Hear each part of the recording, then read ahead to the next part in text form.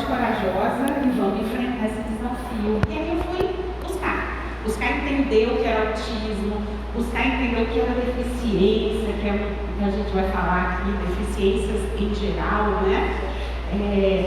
E a partir daí eu aprendi tanto, né? Deus me deu uma bênção, que a sementinha que eu plantava em termos de buscar conhecimento foi tão multiplicada por Deus que eu consegui ajudar outras famílias, passando aquelas informações por obtive e, enfim, virou um ministério, né? Hoje, Deus tem me levado a inúmeras denominações, mas todas são do reino, né?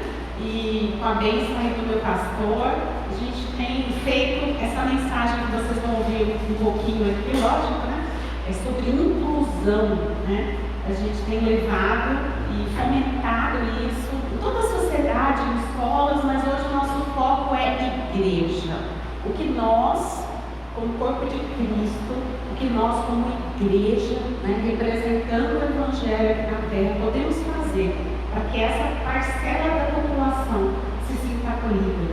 E a gente sabe que as revoluções sociais, né, historicamente, que houveram no mundo, a igreja fez parte de todas elas, né? Então, o nosso papel enquanto igreja desse tempo, né, participar ativamente desse movimento de inclusão, de que jeito? Acolhendo, amando, tendo empatia. E a gente vai aprender agora um pouco como podemos fazer isso, né? Ok, já sei, ouvi inclusão, mas como? Como partir para a prática? Pode passar, por favor. Tem uns slidezinhos com alguns trechos, mas eu vou explicar. Bom, então o que é essa inclusão? Pastor Michael, até as 9h50? Tá. O que é inclusão? Bom, quando a gente fala em incluir, o oposto disso é excluir, né? Mas a gente fala, tá, mas os deficientes, eles são bem-vindos aqui. Se chegar uma criança, um adolescente, um adulto com deficiência, nós vamos acolher. Mas a gente fala assim, que a inclusão é você fazer a pessoa fazer parte do grupo. Então, por exemplo, uma vez eu fui visitar uma escola e ela estava num site dizendo que ela era uma escola inclusiva. E aí a diretora foi me levar até uma sala de aula e chegando lá tinha uma criança com síndrome de Down num cantinho, escondidinha, bem separada dos demais alunos, olhando para o teto.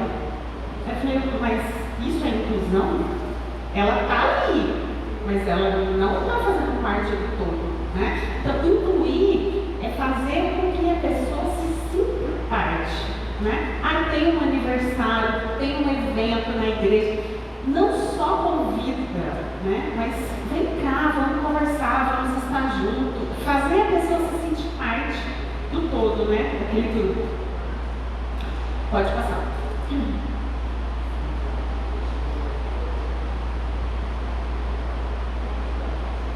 Bom, então quem precisa ser incluído? Aí a Donete veio comigo no carro e a gente estava conversando um pouco sobre isso, né? Que o filho dela também tem autismo e ontem, né? Ele estava no jogo de futebol e um menino olhou para ele e falou, você é estranho. Aí ele falou, não, eu não sou estranho. E aí começou, né?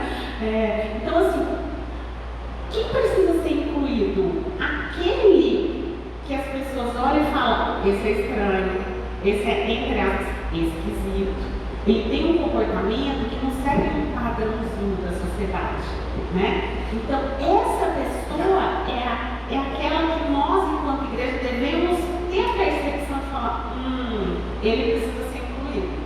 Porque você percebe, só de bater o olho, você sabe quando a pessoa tem um comportamento fora daquele tido como normal, né? Pela sociedade. Então, chega uma criança que é muito agitada, uma criança que tem um comportamento estranho, por exemplo, se joga no chão, começa a fazer uma cena que, entre aspas, parece uma birra. Você bate o olho, você já sabe que tem algo fora da normalidade ali, né? Aquele dito como normal pela sociedade. Então, é essa pessoa que deve ser incluída. E as pessoas me perguntam, Lena, qual o termo correto? Posso falar que é especial? Bom, legalmente houve uma mudança, né? E atualmente não se chama mais de especial, né? Pessoas especiais. Todos somos especiais, né? Jesus morreu por todos. Mas agora o termo correto é pessoa com deficiência. Então, sempre que chegar, vocês verem, né, ter a oportunidade de estar com pessoas com comportamento estranho ou que esteja numa cadeira de rodas, elas são pessoas com deficiência. Então, esse é o termo correto a se usar, se referir a elas, até do ponto de vista legal. E a gente fala, bom, e deficiência? O que é isso? É só o cadeirante? Não, né? Como vocês estão vendo ali, são várias deficiências. Tem a física, que é o visual, aquele deficiente visual, o surdo, o cadeirante, mas tem também as deficiências intelectuais. Teve, por exemplo, a Paralimpíada e uma pessoa que liberou, inclusive, uma medalha, né? Na Paralimpíada, o Brasil foi recordista de medalhas na Paralimpíada. Então, por exemplo, tinha um rapaz que estava competindo, ele era deficiente intelectual. E não tinha aparentemente nenhuma. Quando você bate o olho no intelectual, né? Ou no autista, muitas vezes, você não vê nenhuma característica. Quando você bate o olho, mas não tem nenhum sinal, né, de deficiência. Mas muitas vezes é o comportamento da pessoa, que é um pouco, vamos dizer assim, fora daquela normalidade que a gente espera, né? Então são várias deficiências, inclusive a sensorial. Muitas vezes vocês veem pessoas que andam no shopping com fone de ouvido, tem uma sensibilidade muito aguda na audição, né? Então, enfim, são várias as deficiências. Pode passar. Bom, e o autismo é interessante falar sobre ele porque a gente está vivendo só para vocês terem uma ideia, a síndrome de Down, acho que todo mundo conhece, que é quando tem o olho puxadinho, tem aquela característica física, né? Acontece mais ou menos uma a cada 700 nascimentos. O autismo hoje é uma a cada 36. Então, assim, muito provavelmente que toda igreja terá, né? E se não está tendo é porque a família ainda não se sente acolhida o suficiente para vir, porque são muitos. Né? Imaginar que todo mundo já viu o Down, 1 para 700, imagina o autista, 1 para 36. São muitos, muitos. E muitas famílias que eu conheço, principalmente as de baixa renda, né? Elas ficam trancadas em casa, porque são crianças difíceis de andar no ônibus, difíceis de vir numa igreja, porque ela tem um comportamento assim, ela sofre muito com lugares novos, lugares diferentes, então tem que ter um ministério infantil, né? Tem que ter todo um trabalho, uma qualificação para conseguir acolher, né? Não é que a igreja não queira, mas a gente tem feito esse trabalho exatamente para conscientizar. É muito difícil, né? Mas não é impossível, aliás, para o nosso Deus nada é impossível.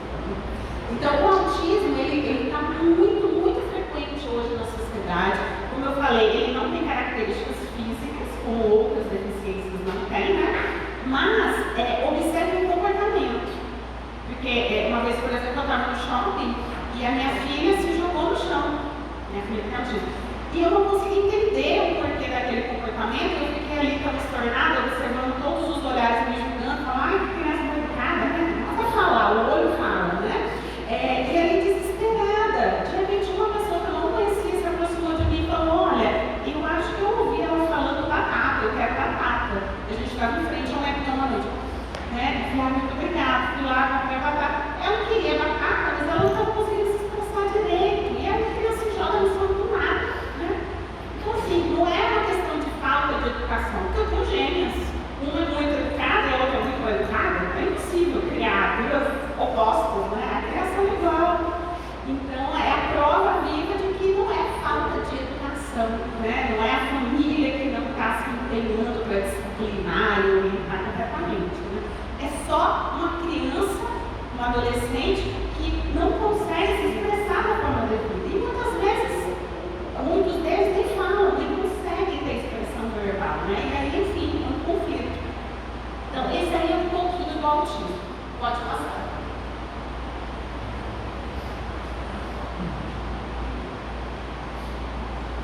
Falei, né, já da frequência, para vocês terem uma ideia, né, do autismo em comparação à síndrome de Down. Mas, assim, o último censo de IBGE tinha uma pergunta que era assim, você tem algum tipo de deficiência? E, para nossa surpresa, quase 25% da população brasileira declarou ter algum tipo de deficiência. Mas aí a gente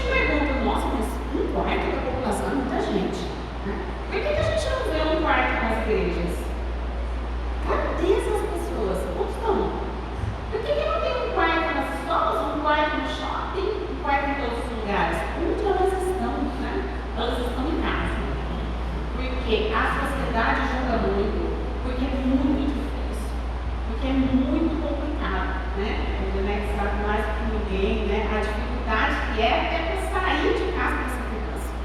Pegar ônibus, então, Deus nos ajuda. Então, assim, se alguma irmã tiver conhecimento de alguém que está evangelizando, convida, mas oferece carona de carro, né? Porque é muito difícil até pegar um ônibus com uma criança que às vezes estranha o ônibus e vai se jogar no chão e cria aquele conflito. A família prefere nem esquecer de casa, né? Então, quase 25% da população estão em casa. Então, igreja despertando para vamos tirar essas pessoas de casa e vamos trazer para o nosso meio. Vamos evangelizar e vamos trazê-los para Cristo. Pode passar. E aí, eu trouxe algumas bases bíblicas. Porque eu ouvi outro de um vídeo na internet, não sei se vocês viram, um pastor falando que o autismo de um membro da igreja dele era porque o demônio tinha visitado no útero da mãe na gestação e gerou autismo. Como se fosse algo espiritual. Então, então faz a libertação, né? Vai ficar curado, vai resolver fácil, né? Achar causa é fácil. O duro é fazer oração, libertar e resolver, né? Não aconteceu. E foi um furdunço, mas geralmente, vira e mexe a gente ouve algumas explicações espirituais, né? Para essas deficiências, para um câncer, para outras doenças crônicas, né? Enfim. E a gente vê que não é bem assim, né, gente? Êxodo 4:11, né? Deus falou para Moisés: e quem você pensa que fez a boca do homem? Quem fez alguns mudos, outros surdos, os que enxergam e os cegos? Não fui eu, né? Então, Deus faz alguns com propósito. Se a gente vê no caso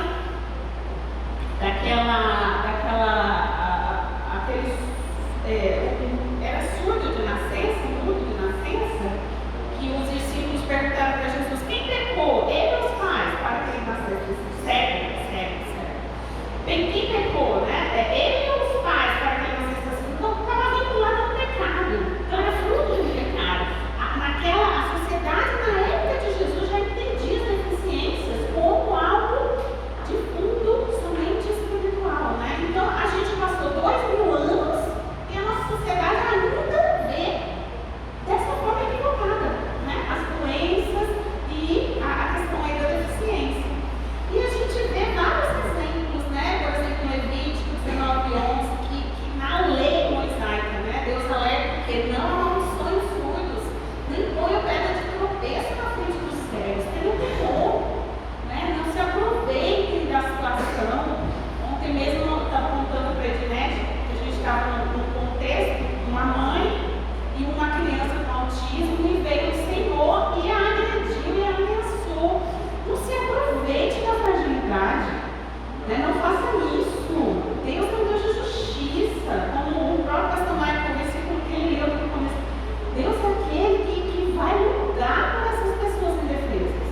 O papel da igreja é acolher. O meu pastor falou, ela com a experiência que ele teve, ele estava na praia, no momento de lazer com a família, e ele viu um casal, sendo que a esposa era cega, né?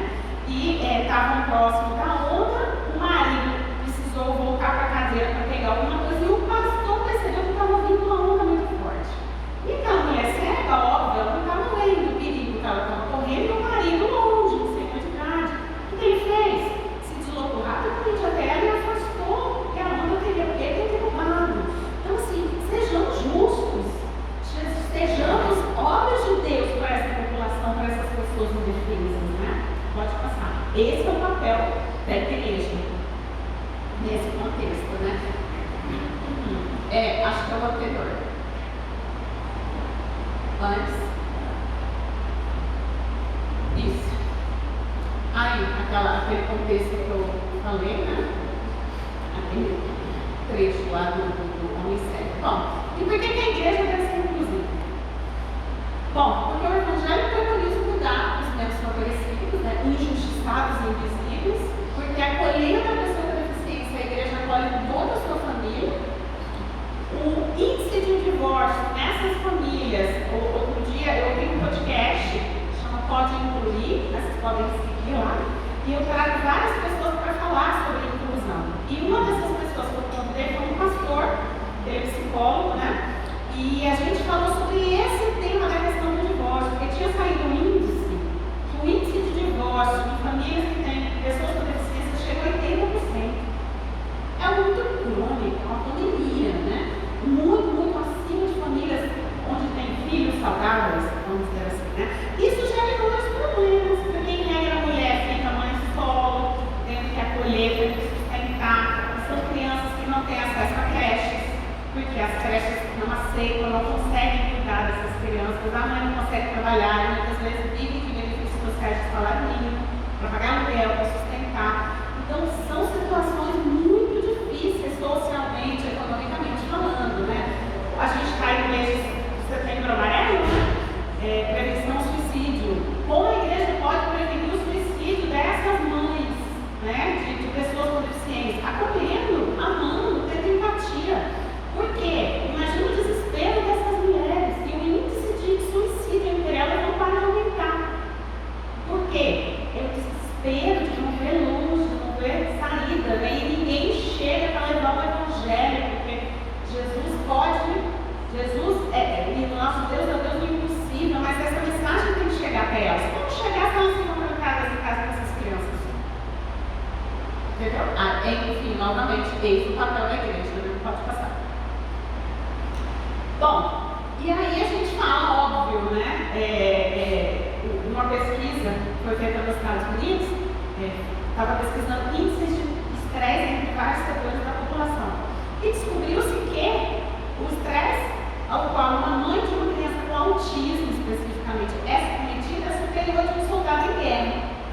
Então, só para vocês terem uma ideia, né, do estresse crônico que essas pessoas são submetidas, afora as questões socioeconômicas, né? Tratamentos muito caros, terapias muito caras, nem todo mundo tem acesso ao convênio médico, o SUS não fornece. Por exemplo, uma cidade como Ribeirão Preto, infelizmente, a gente não tem praticamente terapias pelo SUS. Pode passar. Bom, e qual é o papel da igreja? Tá, entendendo. É uma situação crônica, difícil, que nós, como igreja, podemos fazer para mudar essa realidade. Então, vamos falar um pouquinho sobre isso. Primeira coisa, a conscientização, que é o que vocês estão fazendo, e eu parabenizo não só o pastor, mas vocês que estarem ouvindo, que estão dispondo desse tempo para entender essa realidade, conhecer essa realidade, né? Então, o primeiro passo é esse, é a informação chegar. É vocês divulgarem para outras pessoas, conhecidos, familiares, né? E levar essa realidade adiante. O segundo passo é agir no sentido assim, ok, então quando eu ver novamente situações como essa que você tem aqui, eu não vou julgar, eu não vou condenar, pelo contrário, eu vou tentar me colocar à disposição da família, né, no sentido de o que eu posso fazer para te ajudar. Não sei o que, essa criança está no chão, né, no shopping e tal, precisa de alguma coisa? Entrou uma criança, posso te ajudar de alguma forma, né? Não sei como, mas enfim, estou à disposição. Pode passar. E, enfim, por exemplo, nessa situação, como eu falei do meu pastor, que ele viu uma situação em que a pessoa estava sendo colocada em risco, sem ela saber, e ele tomou uma atitude de proatividade. Ele foi, ele não precisou pedir, né? Ele tomou a atitude dele. Então, quando eu imagino que agora vocês vão começar a despertar e ver coisas que vocês não veriam normalmente, né? Depois que eu descobri o autismo e tal, eu lembro que eu comecei ali nos lugares e falei, nossa, acho que eu não notaria essa situação aqui se eu não tivesse sido despertada, né, para esse contexto. Então, vocês vão começar a ver mais essas crianças com TDAH, essas crianças, vocês vão conseguir notar mais, né? Vocês vão perceber isso depois dessa palestra. Então, assim, tomem uma atitude de proatividade. Por exemplo, a minha filha em aniversários, ela dificilmente consegue esperar a hora de cantar parabéns para comer doce. Ela dá crise de ansiedade, ela fica nervosa, faz um fuzuê no aniversário, né?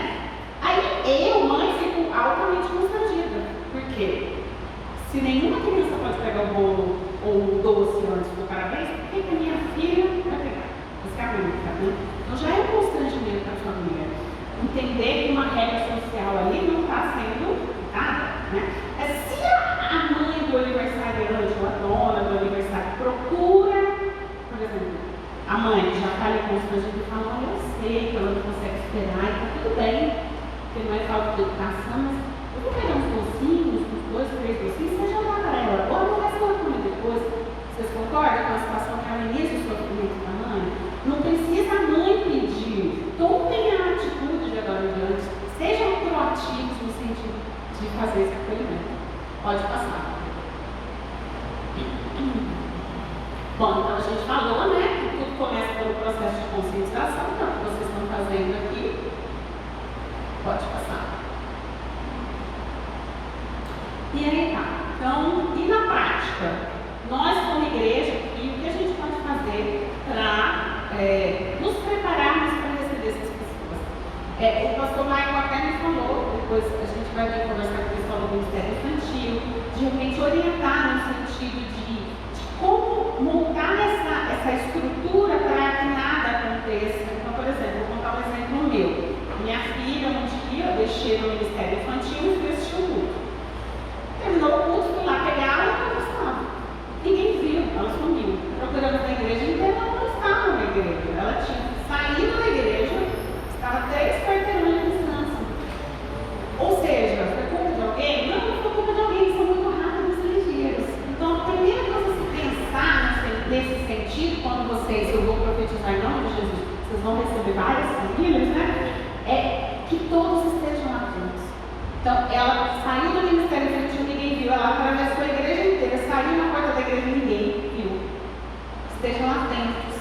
Né? Lá no meu prédio, por exemplo, a minha filha me mexe e foge do apartamento. Por mais que eu tranque, esconda a chave. Ela acha os esconderijos, né? Distante e foge. E os porteiros já sabem, não pode, ela aperta o telefone lá embaixo para sair nos portões, todo mundo olha na câmera, é o pé a Letícia, não libera, ela está sozinha, né? Todo mundo atento, todo mundo, nós enquanto comunidade, enquanto igreja, nós podemos todos estar vigilantes. Opa, tem uma criança passando ali na porta, vem cá, segura, não interessa de quem é, criança não pode sair, né? Então, esse tipo de exemplo eu gosto de trazer, porque pode ser que venha a acontecer, né? Essa igreja toda vai estar mais atenta no sentido de trazer essa segurança, trazer esse acolhimento, né? Por exemplo, ontem eu estava no culto e a igreja lá também, um outro ministério, estavam falando, não, a gente vai começar a preparar, né? Nos preparar fisicamente para receber essas pessoas, porque eles já têm alguns surdos, inclusive. E aí já tem todas as ministrações, são com a linguagem de Libras, né, tal. E aí eu falei assim, olha, mas tinha uma orquestra no louvor. Era um dia de ceia e eles têm alguns membros que tocam em orquestra e era uma mega orquestra. Imagina o nível do ruído, né, que estava ali no louvor. Até para mim estava alto. Ali, por exemplo, uma criança que tem uma sensibilidade auditiva era um ambiente insuportável. Então, o que ela falou, a pastora comentou comigo? Não, a gente vai fazer uma salinha anti-ruído, olha o tipo de percepção que já está tendo. Para a gente não ter que tirar a orquestra, porque todos os irmãos gostam da orquestra, né? A gente adapta um outro ambiente onde o ruído da orquestra não entra, ele não afeta tanto essas crianças. Então, tudo pode ser adaptado, né? Tudo pode se dar um jeito, basta querer e ter a atitude de falar, não, a partir de agora a gente vai incluir, a gente vai ser empático. Pode passar. Falei da questão da segurança, citei, né? Mas a principal é a questão da segurança. Pode passar. Bom, em regra, crianças com TDAH, né, crianças com autismo e outras deficiências, elas têm um baixo foco, uma baixa atenção. Quem é professor de sala de aula com certeza já conviveu com esse tipo de problema. Então, são crianças que a gente adapta, por exemplo, o Ministério Infantil, ele vai ter um material, ele vai falar sobre a criação do mundo, por exemplo. Então, ele vai ter um material adaptado com muitas imagens, muito mais imagem do que texto. Aliás, eu estava numa reunião de escola da minha filha e as professoras falando que hoje em dia, dado a informação, esse mundo virtual, né, tudo muito rápido, as crianças estão aprendendo muito mais com materiais adaptados, nesse sentido de serem muito mais visuais, né, do que texto, muito mais figuras do que textos. Então, essa é a forma que, dentro da modernidade, né, foi testado e descobriu-se que a gente pode ensinar sim, né, desde ela tem um testemunho. A minha filha, quando ela foi diagnosticada naquele grau mais severo. Antigamente falava que era leve, médio, severo. Né? Hoje é 1, 2, 3, sendo que o 3 é o severo de antigamente. Bom, no severo, ela foi diagnosticada no severo com deficiência intelectual, ou seja, uma criança que dificilmente iria aprender, né, algo. E se aprendesse, teria muita dificuldade. E também com a apraxia de fala severa, por isso que dificilmente falaria alguma coisa, né, algum som entendido. Falei, bom, ok, a última palavra de Deus, vamos lutar e fazer nossa parte. E nas andanças, né, a gente conseguiu alfabetizá-la. Hoje ela acompanha a turma, inclusive, ela está no 6º ano, fundamental. Mas assim, foi um material todo preparado, especificamente para a dificuldade dela. Eu, junto com a fome, como psicopedagoga. Então nada é impossível, né? Tudo pode ser ensinável, mas só a gente não desistir com a sabedoria que Deus nos dá, a gente pode criar, né, estratégias corretas. Eu lembro que a gente estava tentando, outro testemunho, a gente estava tentando ensinar cores para ela. E ela, hoje, por exemplo, ela está no nível moderado, que seria o grau 2, né? Ela já fala, ela já forma frases curtas. E a gente estava tentando ensinar cores para ela. Mais de um ano, tentando ensinar cores, ela não conseguia aprender. E aí um dia, assim, as terapeutas até desistiam e tal, suspenderam, e eu nunca desisti de nada, né? Está suspensa, mas está ali, eu estou orando para Deus dar aquela estratégia correta para ensinar aquilo. E um dia eu estava tomando banho, lavando meu cabelo, ó, a mãe, né, que não para, o cérebro, TDAH, até a mãe vira TDAH nessas horas. Eu lembro que veio como se fosse um fax na minha cabeça. Como que eu deveria ensinar cores para ela? E eu saí do banho rapidinho, peguei o papel, comecei a anotar tudo que eu vi, porque eu estava de olho aberto, mas foi uma visão aberta que eu tive, né? E eu comecei a escrever e tal. Quando a psicopedagoga chegou no dia seguinte, eu falei, olha, ensina as cores dessa forma para ela. Preparou o material rapidinho e em 1 semana ela aprendeu as cores. Então, assim, Deus dá estratégia. Né?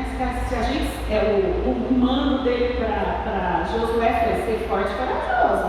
Vocês vão ter que entrar nessa terra agora, não vai ser fácil, são muitas cidades para ser conquistadas, vai ter que lutar, guerrear. Algumas pessoas vão morrer nesse processo, não é fácil, mas ser forte e corajoso. Eu estou com você, eu vou te dar estratégia, cada cidade é uma estratégia, de um jeito diferente. Deus é dando, a cada desafio, né? Setembro amarelo de novo aí, né, gente? Os desafios estão aí, fazem parte da vida, mas para Deus nada é impossível. E essa é a minha vivência, né? Em relação a essa questão da inclusão, acho que não desistindo, e essa palavra vocês podem inclusive trazer para mães, que vocês vão passar a ter que entrar. Eu falo muito mães, porque é especial, né? Nós mulheres, aqui, a gente sabe que na questão do filho, e quando é um filho com deficiência, um filho com uma doença crônica, a mãe, ela está mais próxima das demandas do que o pai. O pai sai, ele provê um recurso para pagar terapia, cada um no seu papel, né? Mas a mãe, ela está mais próxima ali, ela tem essa sensibilidade, aquelas intuições que Deus dá, que o Espírito dá, né, no processo. Pode passar. Então, um pouquinho aí do que eu falei, né? Bom, então tá. E aí a gente vai falar sobre essa questão dos comportamentos, né? Muitas pessoas se assustam. A minha filha já passou por uma fase, uma crise, né? Em que ela se auto-agredia. Então, ela ficava deformada, né? Eu tinha receio até de sair de casa com ela. Nossa, alguém pode achar que sou eu, né? Uma coisa muito louca. Mas foi uma fase muito difícil, porque até a gente achar um medicamento para controlar aquele quadro, foi 6 meses, 8 meses. Achar dose, enfim. E outras crianças agridem a terceiros.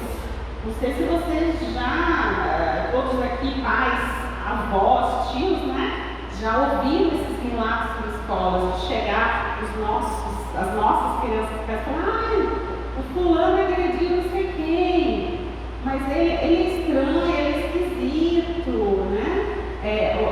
Na sala da minha outra filha, que não tem autismo, aconteceu isso. Tinha uma criança lá com TOD, que é o transtorno opositor desafiador, um laudo do psiquiatra, está em tratamento, com ajuste de medicação, ou seja, uma criança acompanhada, né? Devidamente acompanhada. Ele estava num jogo e ele perdeu a bola, o outro amiguinho no jogo tirou a bola dele, aqueles dribles normais, né?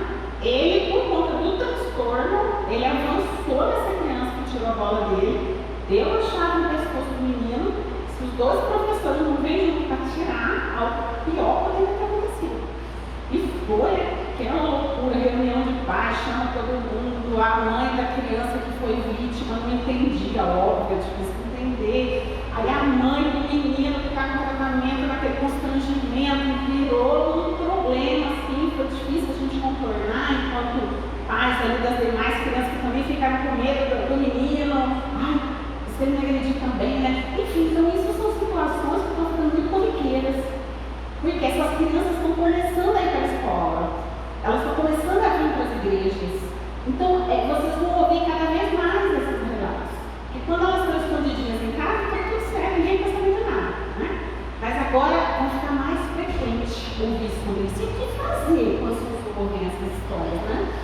Primeiro é entender, na prática, se a família já está com diagnóstico, porque tem famílias que não aceitam. Não, meu filho tem que ter. Na hora certa, né? Tudo vai acontecer. Então, tem famílias que não aceitam o diagnóstico, elas nem correm atrás, né? Tem famílias que aceitam, correm atrás, a criança já está medicada. Então, entender o contexto para ver como vocês podem ajudar. De repente, chamar o pastor para conversar com a família, né? Chamar alguém, um professor, a diretora da escola, dar aqueles toques, sabe? Então, é nesse sentido. Entender o contexto para ver como você pode ajudar, na medida do possível, lógico. Mas acima de tudo é não julgar. Não julgar. Aquele menino fez isso, nossa, essa mãe vai contra essa criança. Vamos primeiro entender o contexto. Esse menino tem um laudo, ele tem um diagnóstico de alguma coisa, né? Pode ser que tenha, então não vamos julgar antecipadamente, não torcer a mãe dessa criança, né? Mas lógico que tem um outro lado, né, gente? Outro dia, também nesse podcast que a gente faz, a pessoa falou assim, tá, um laudo médico justifica tudo? Só porque a criança tem um laudo de um psiquiatra, quer dizer que eles podem sair batendo todo mundo na escola? Não, gente, não é assim também, né? Tudo depende da posição da escola, da posição da família, e tem atitudes psicológicas, psiquiatras, ações que podem ser feitas até para prevenir se a criança está muito naquela fase de agredir, né?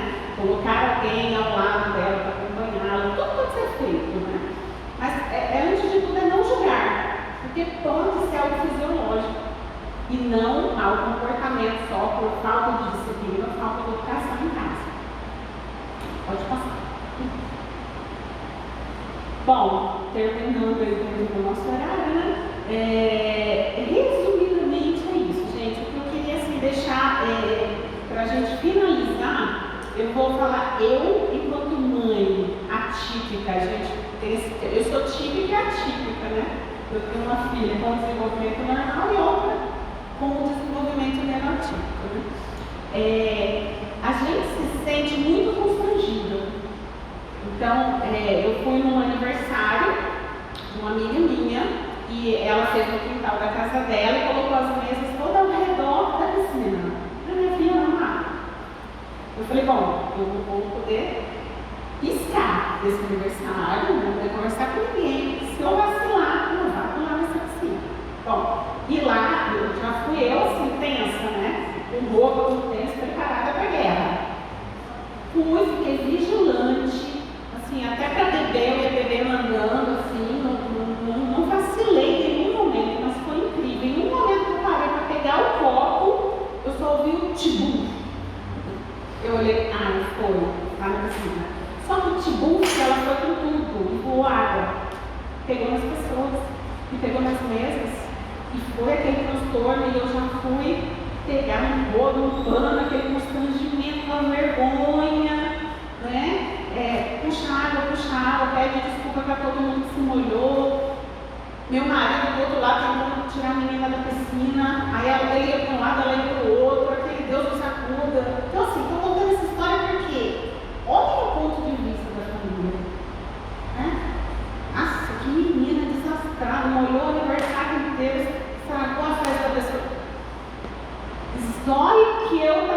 sentindo ali, o que meu marido estava sentindo, a vergonha extrema nossa, com a minha filha se acabando de vir da medicina diante daquele desastre social, né? Então, assim, não é fácil para as famílias. Somos pessoas que a gente já entra assim, achando que está incomodando. Porque a gente sabe que a probabilidade do nosso filho aprontar o mundo é enorme.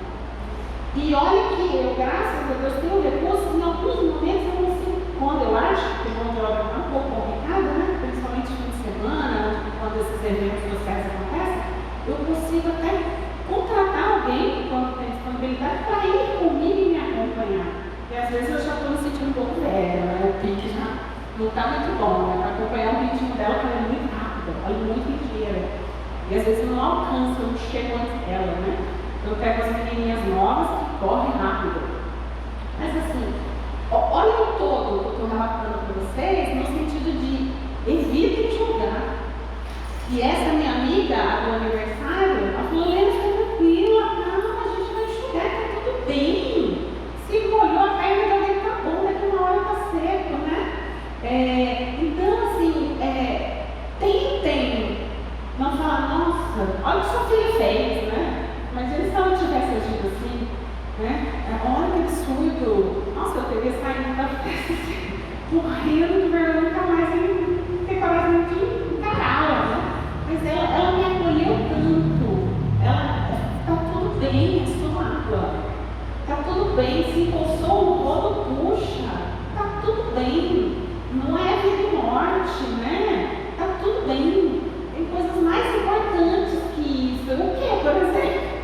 Vocês estarem aqui comigo apesar de toda essa dificuldade. Aquilo não queria dia, né? Que nem meu mês, aliás. Então, assim, sempre se coloque no lugar daquela família. Esse é o segredo. A empatia é isso, né? Jesus fazia muito isso. Ele pegava pessoas com doenças de pele, contagiosas, que não tinham cura, e ele abraçava. Ele abraçava. Ao contrário do que todo mundo fazia, que colocava eles para correr, jogava até pedra, mais leprosos, Jesus foi o nosso exemplo maior de empatia com essas pessoas com doenças crônicas, deficiências. Porque ele passava o dia e dia, vários dias, nos relatos dos evangelhos, acolhendo, amando, olhando para o olho, dizendo: você é importante. Né? Não era só a cura da cegueira, era um abraço, era um acolhimento. Isso é o mais importante, porque cura a alma. É de dentro para fora, a gente se sente amada, a gente se sente: nossa, que bom que ela entendeu um pouco da minha dificuldade. Não tira a vergonha que a gente passa, né? Mas, ai, que bom que essa pessoa assim, entendeu um pouquinho do que eu sou. Você queria perguntar uma coisa? Ela está com 13 anos atualmente, mas é uma maturidade assim, de 7. Tem molecona, gosta de aprontar, bem arteira, sabe? Ela tem dificuldade em ambientes barulhentos. Então, por exemplo, se for um lugar onde não tem muita criança, tem poucos, e eles não falam tão alto, o barulho não está muito alto, ela fica legal. Então, sala de aula, por exemplo, quando volta do recreio é mais difícil para ela, porque as crianças voltam agitadas do recreio, jogou bola, vai contar a história do jogo e tal. Muita agitação, e tem que tirar um pouquinho da sala, esperar a turminha acalmar para voltar. Porque senão ela começa a ficar muito. Ela se incomoda muito com o barulho. Ela era não verbal. Não verbal. Depois de um tempo, assim, quantos anos mais ou menos Ela com uma pediatra e 4 fonos falou pra gente que ela nunca falaria. Nunca. E a última fono, inclusive, ela quis falar com meu marido é médico, né? Ela falou: não, mãezinha, parece que você não está entendendo a gravidade da casa. Eu falei: eu tô, é que a minha fé é maior do que o quadro. Aí ela: não, chama seu marido aqui, que ele vai entender o que eu estou falando. Aí ela falou: olha, esquece, não vai dar. Não quero enganar vocês, não vou ficar tomando dinheiro de vocês, né? Para fazer um tratamento que não vai enganar. Aí ela falou a mesma coisa para o meu marido. Então, olha, nós entendemos. Mesmo assim, você topa continuar no caso, apesar desse desafio? A gente está entendendo, você que não está entendendo, né? A gente crê em Deus que pode fazer o impossível, só isso, né? Ela, quando ela não tinha fé, ela era cristã, enfim, ela não estava entendendo por que a gente queria continuar com algo que não ia dar nada, né?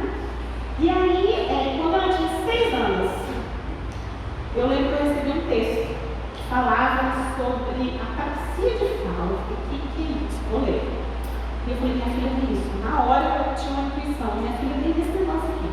Hoje não se fala, já tem tratamento, naquela época ninguém nunca tinha ouvido falar nisso.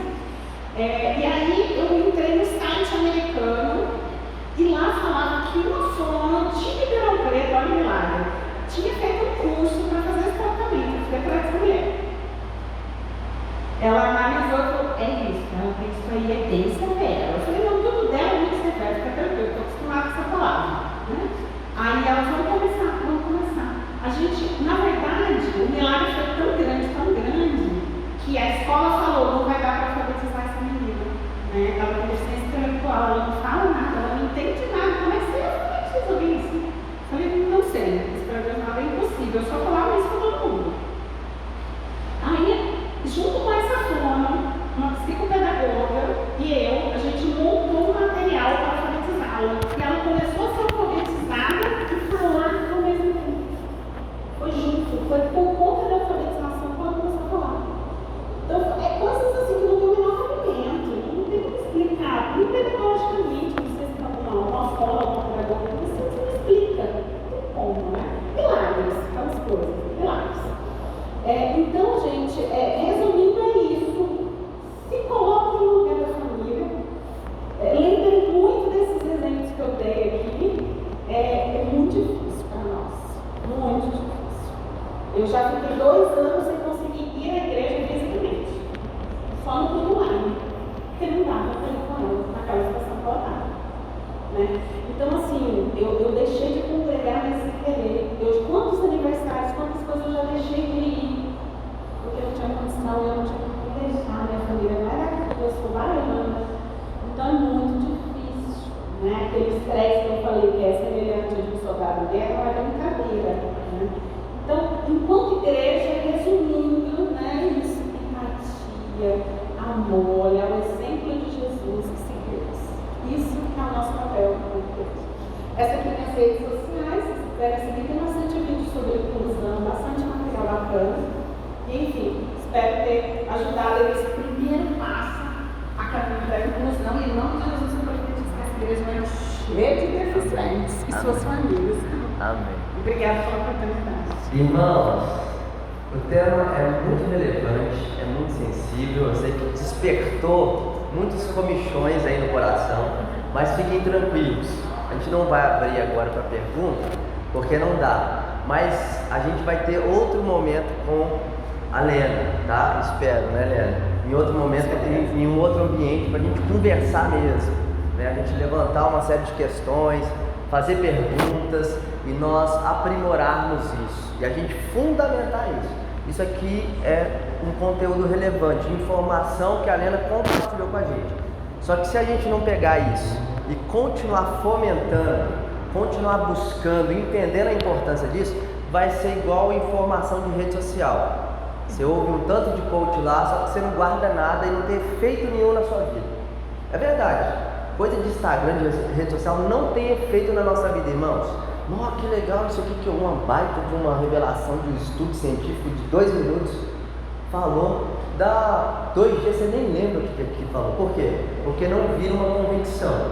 Então, nós vamos fazer com que isso se transforme em convicção, em nome de Jesus, amém? Para que a gente possa acolher, receber nossos irmãos. E eu queria só, para concluir aqui, nós vamos orar pela Lena, mas nós não vamos orar agora. A Lena ainda vai compartilhar com a gente uma palavra no culto.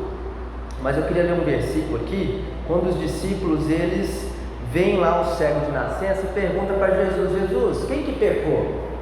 Foi ele ou os pais dele? Ele era um cego de nascença. E aí Jesus fala assim, porque os judeus, irmãos, acreditavam que esse tipo de coisa era uma maldição, é porque as pessoas estavam em pecado. E aí Jesus pega e fala assim: nem ele nem seus pais pecaram, mas isso aconteceu para que a obra de Deus se manifestasse na vida dele. Veja bem, lembrando até do nosso estudo bíblico da semana passada, o fato de Deus usar essas coisas, essas doenças, esses distúrbios, esses transtornos, e usar isso para a glória dele, assim como a Lena testemunhou aqui, isso que Deus que revelou para ela. E, irmãos, isso faz uma diferença violenta. As pessoas que têm esse tipo de luta e desafio na vida precisam ouvir a respeito desse Deus que faz esse tipo de coisa. E o fato de Deus fazer essas coisas não significa que foi Ele que orquestrou aquilo. A gente vive num mundo caído. Qualquer pessoa pode desenvolver algum tipo de coisa desse sentido. Qualquer um. Por quê? Porque está tudo disfuncional mesmo. Ora Deus cura, transforma, ora Deus permite. E aí a gente não entende. Mas uma coisa a gente entende. Que aquilo Deus vai fazer cooperar por bem, tanto da pessoa quanto da família, e será um testemunho para a glória de Deus. Amém? Em nome de Jesus, vamos dar 5 minutos, também vamos orar agora, depois nós vamos orar no final pela Nene, agradecendo a Deus, mas você tem 5 minutinhos aí, você toma um café, tá? Você pode conversar com a Lena, daqui a pouco a gente já começa o culto aqui também, em nome de Jesus, tá?